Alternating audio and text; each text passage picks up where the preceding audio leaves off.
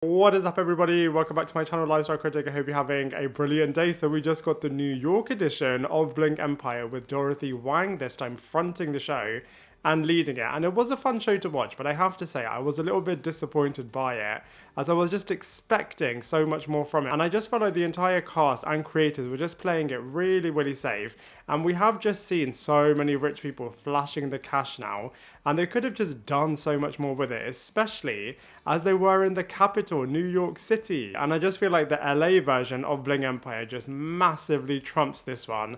But anyway, let's go through all of the characters and the storylines one by one. So first of course, we have Dorothy Wang herself, reality TV show veteran and superstar, and massively followed on social media. And I love how they interwove this into the narrative, and she really does know how to be brilliant on camera, how to have the audience rooting for her, how to create a lot of drama, how to create a lot of rivalries with loads of different characters, but also how to be really loyal with all of her different friends, and how she shows a different side of her with the people that she's really close to, as well as of course going on loads of dates, which is why a lot of people tune into reality TV. So Dorothy Wang was really good, but she wasn't able to achieve the same level of brilliance that she had back in the day when she of course was starring in Rich Kids of Beverly Hills.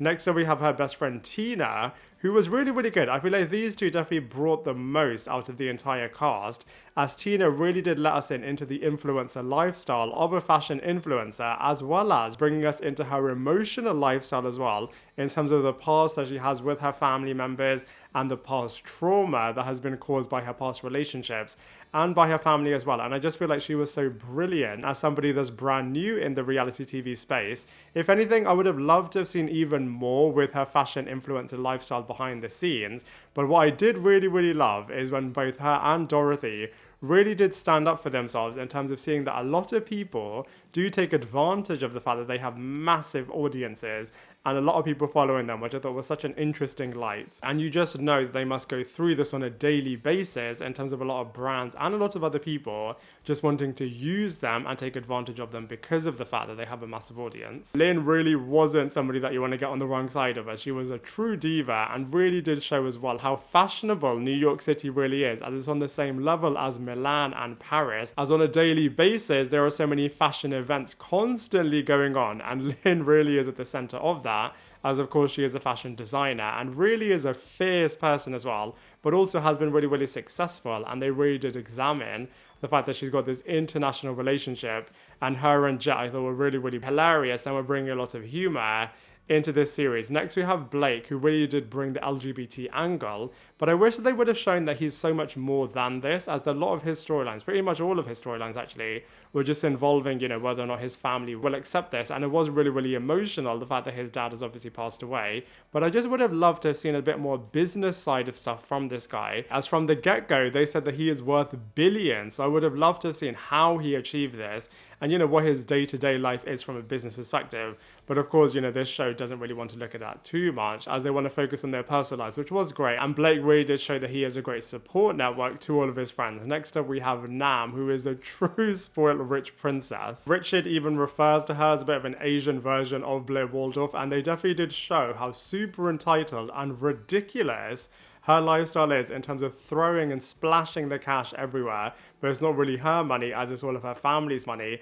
And I love the fact that, her family nearly were going to cut her off because her spending is just so out of control. But I feel like she was playing a very surface level with all of this, as she didn't really want to let the cameras into her true personal life, as they only really showed how extravagant her spending is, as well as causing a little bit of drama with Richard and Vika. Speaking of which, Richard, you could tell, was trying so hard to be the new Kevin from the original Bling Empire set in LA, but it really didn't work for him, as if anything, he just came across as being really controlling, a little bit desperate, and really demanding as well, especially, like I said right in the beginning, how much he is just trying to use Deborah and Tina to just promote all of his events. And it seemed as if he had a really controlling relationship with Vika as well, but then he does remedy all of this and then does apologize for all of it. Speaking of Vika, initially I think she came across as a little bit passive with Richard, but then she came across really aggressive especially in that first confrontation where she was just ignoring all of his calls,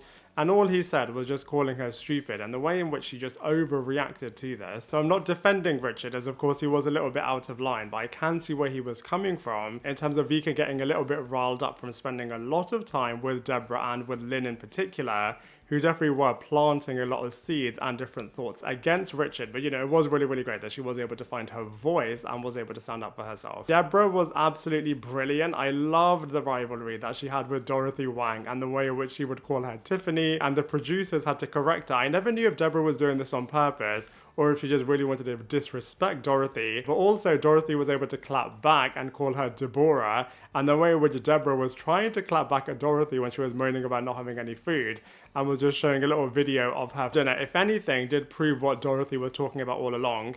And Deborah was just absolutely super extravagant. The way in which her husband Stephen was just throwing so much money at her, I think was just so mind-blowing. What I absolutely loved though is the fact that we had some cameo appearances from both Kane and Christine in this series, but I feel like they did it in such a good way, as of course they're not the main characters in this New York spin-off, so it did feel like they were supporting characters. Felt like Christine didn't have any speaking parts, but it was really, really great to see Kane a little bit here, and really did reinvigorate his rivalry with Dorothy, and he really was adding flames to the fire of Deborah versus Dorothy in terms of making Deborah hate her even more. But that never really came to anything. I guess if they do have a second season, then maybe they can re-explore it then. But it was something that they were setting up for having a massive explosive situation taking place in the finale, which was disappointing that it never happened. And I thought Deborah was such a diva when she was saying, you know, during her interview segments, she just doesn't want to talk about Tiffany/Dorothy all the time. So, you know, it was really, really cool to see the rich and famous lifestyle of all of these massively successful Asian people in New York City.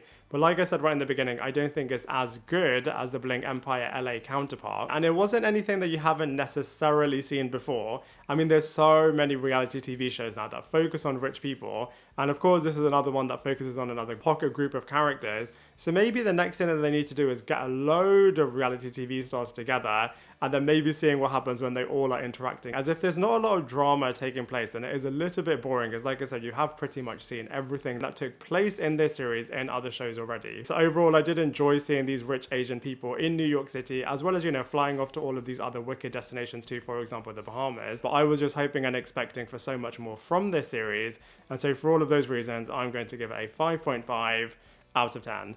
Now, I'd love to hear what you thought of Bling Empire New York, so please let me know in the comment section below. Otherwise, I look forward to seeing you in my next video.